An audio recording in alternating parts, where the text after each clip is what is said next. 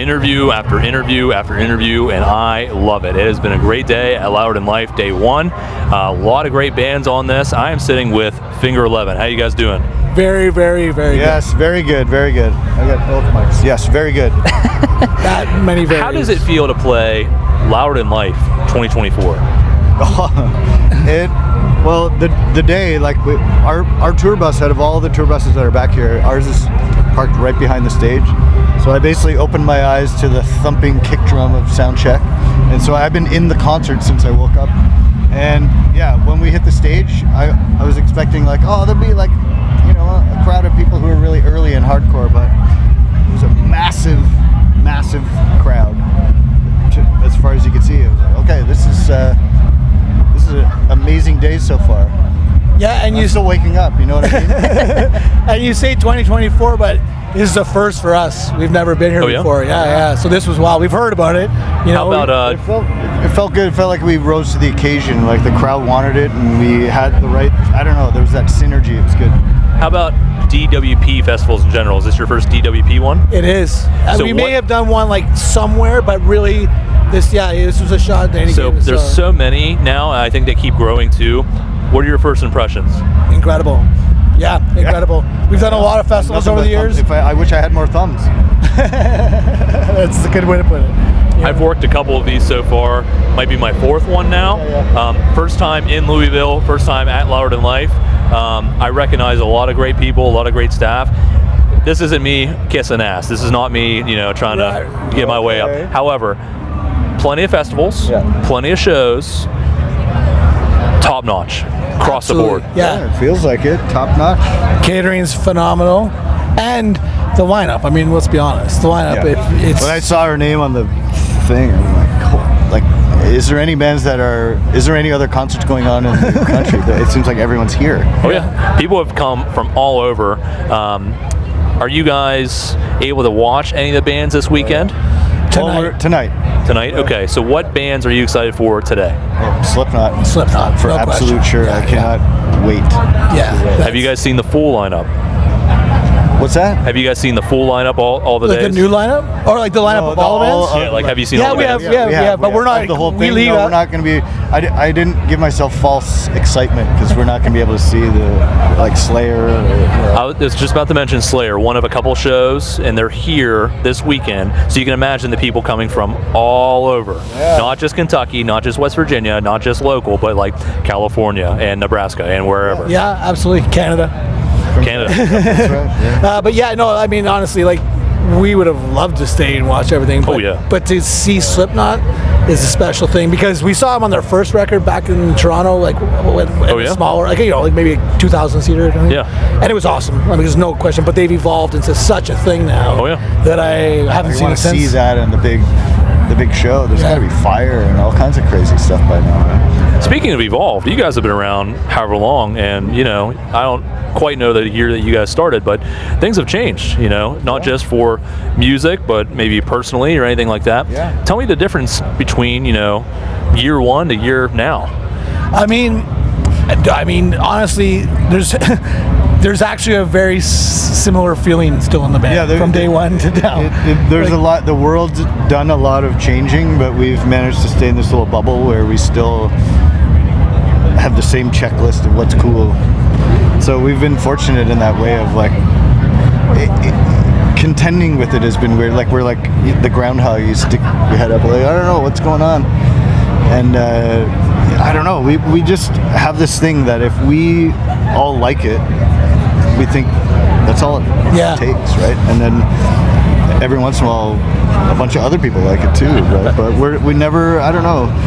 And I feel like I'm very out of touch, so I can't speak on what's going on in the world. I do think as just growing from starting the band as kids and becoming men, you know what I mean? Like it's that will obviously have an influence on it, but I think a big part of that influence is, like Jay said, it's not really creative. It's not like we start looking new places. It's like we sort of know what we want. We just can't figure out how to always get it out, Let's say we're old enough now and we have families. Like we're smart enough now to know, like, if we do this, like, it'll be a good business move, and it'll maybe, and we'll always before we do it go like, but is it cool? Like, yeah, do we really want to do this? We want to do that? And that wins every time. And so we've taken the long path, but it's, I don't know. So what is cool to you guys? That's the thing that's elusive. We that never does know. change, Yeah, but people ask. all 5 of us have a different version of it.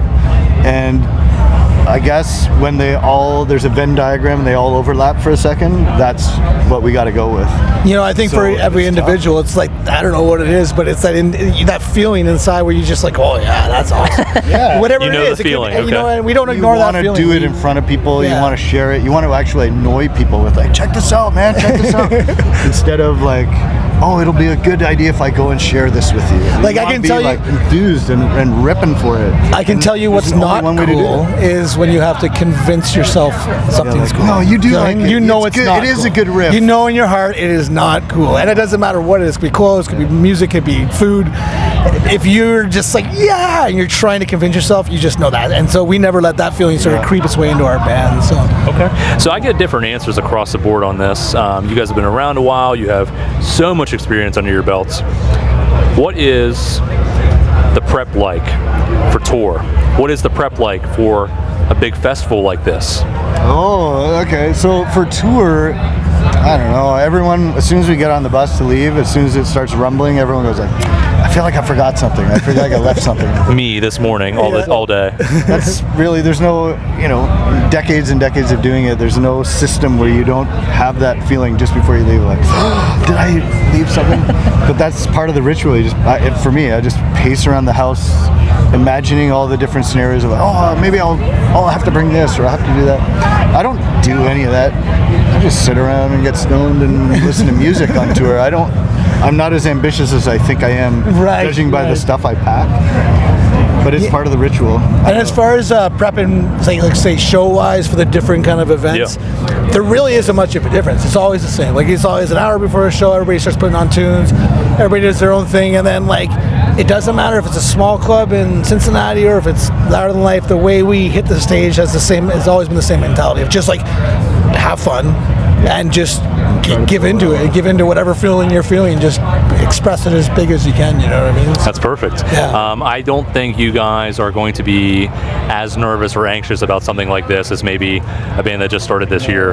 No, absolutely. That's a good point. Yeah, you kind of even waking up in the midst of it, you're sort of like, oh yeah, I know how this goes. The afternoon show, you know how you feel about it, as opposed to a nighttime show, just having done it. There's a way to get, in a way, wake up early and kind of almost cheat the system. It's like, oh, if we normally do this at 7 o'clock at night, if I start the whole ritual of it early enough, by 1 o'clock I'll be ripping to go. But it's like old turtle habits. And you know what you have to do in a day, almost like a playoff beard or whatever, the superstitions throughout the day of okay, this is what I have to do in order to feel good when I go up on stage. But when it's early, you got to do it all faster. Oh yeah. I think it's still got to keep you calm at the same time. So there's a wisdom to it. The fast turtle. I think also, we've said something on this tour amongst ourselves, but it's just when you're a young band on something like this, you definitely have that feeling and probably do have something to prove. Because you're just I'm here now and this is what I do. Yep. But for us, we've discovered for our band at this level, it's we have something to show, and there's a difference to that. There's something we know we like to do, and try and hit a bar every night, and we want to show people the world. When we were younger, we were we didn't know what we were doing. We didn't know what we were doing, but we were look at us do our thing. We're figuring it out. Oh, yeah. And Absolutely. now we feel a little bit more confident in our own shoes, I guess. Okay. So with Finger 11, you guys, you can correct me if I'm wrong. I'll wait for this. I can only hear the Steve Miller riff every time it goes by. So, are you guys coming? You just did a tour, and now you're doing another tour, or is it one big long tour? No, one long tour for the last 3 months or and we just hopped off it to do this, and we're going back to this. Oh, okay. And who's on this tour? That'd be Creed. 3 Doors Down. Yeah. Okay, so you guys were in Pittsburgh not too long ago, and I work for Live Nation on the side, and that's where I saw you guys. So one of my follow-up questions was, how is that tour going Tell me about the behind the scenes for, hanging out with Creed and those guys. What does it mean to play this tour? Anything like that? You know what? I mean, to be honest, it's great. It's been incredible. Like, they were the first band in 1997 to take us on tour, and in America. States. They were the first band to really support our band. Seven Dust as well. There was other bands, but Creed really, and because they were, as they blew up, we sort of rode the wave with them, and we became friends. Real good friends, but we lived, geographically in other countries. So when we went back home for the last decade, let's say, there was that, we didn't keep in touch. We didn't text every day. We didn't call, but when we got the call for this tour, it was like, no way. It was like, they thought of us, they remembered us, and then as soon as we saw them, it was like those conversations 20 years ago, just like friends, again. And that's just the way it's always been with those guys, and they've been incredibly supportive of us, and they rock every night. You might like them or you may not, but they bring it every night, man. With everything they have, and the people in that building love it every night. Oh yeah. Yeah, and we fit. It's neat for our band because we can play this kind of festival, but we can also play those kind of shows, and that's something that we sort of enjoy. Three Doors Down, we crossed paths here and there. We played Red Rocks. Yeah. We never really intermingled, and the second show of the tour, the rain canceled Finger 11, and so during Three Doors Down set, they were like, "Why don't you guys come up and play Paralyzer? At least get to play one song." Without the first. Here's our gear. Play this song. That's awesome. So normally by the end of the tour, you become friends. Oh, why don't we hang out longer? But this made it the first day of Three Doors Down, Finger 11. We were like, man, okay. So we just became close friends quickly. So they're just genuine, awesome guys. And obviously, all bands are different musically, but everybody in that band, or any of those bands, every member loves being in that band as much as the other members love being in their band. You know Absolutely. what I mean? It's just everybody believes in what they're doing and they're bringing everything they can. So it's Mark Tremonti plays guitar from the second that you walk into the building. You can hear him playing until he goes out on stage. He's just like an athlete of guitar. What a guitarist. Yeah, and then he teaches a guitar clinic in the middle of the day. It almost transcends what you think about Creed. It's just no, as far as just a guitarist and someone who's serious about his shit. He's a nerdy guitarist. He is. Which isn't a bad thing. It's just quarterback guitar player in a sense. He's, I don't know, it's good. So we're getting close to the end of 2024. What's kind of coming up next for Finger 11? End of 2024, 2025, anything you guys can talk about? Yeah, new record in 2025. There's definitely songs. One's done, ready to come out, and others that are along the conveyor belt, getting closer and closer to being done. But 2025 is going to be new Finger 11 music. Fantastic news. As a fan of Finger 11 and just in general, I love new music, so let's go. Yeah, man. Different answers have come to me across the board. You guys have plenty of experience under your belts. I ask this question to every band at the end of my interviews. What advice would you give the bands that are just starting out or trying to break out of being a local band? First is you need to make sure the commitment level amongst members is the same. You just do. And you don't have to be mean about it, but you don't want to sleep on the floor in the van for an 8-hour drive. If nobody wants to do that, this is going to suck sometimes. And then just keep writing. Even if you write the song that the fans you have love in the club and your girlfriend loves it and everybody sings it when you play it, don't stop there. You just keep writing and keep writing because that's really all you can do, and then just fucking hope and pray that someone discovers you, or that you get a chance, the thing that we learned along the years, which I wish we knew then, is that you need to care when no one else cares, and you need to practice and be good so that when you do get your shot, that's not the night where your strap breaks or your shit goes wrong. Yeah. You know what I mean? You gotta be you gotta play when no one's watching all the time, so that when they are watching, you're ready for it. Especially today, because everybody's watching via phone, via anything. Yeah, it's not don't do drugs. It's just do drugs at the right time. Make sure you can do the job. Yeah. And make the decision as a band of guys, let's say this does work out. You want to do this forever and ever and ever? it makes decisions get a little bit easier when it's like, I don't know, should I do this? Should I do that? Like, do you want to do it?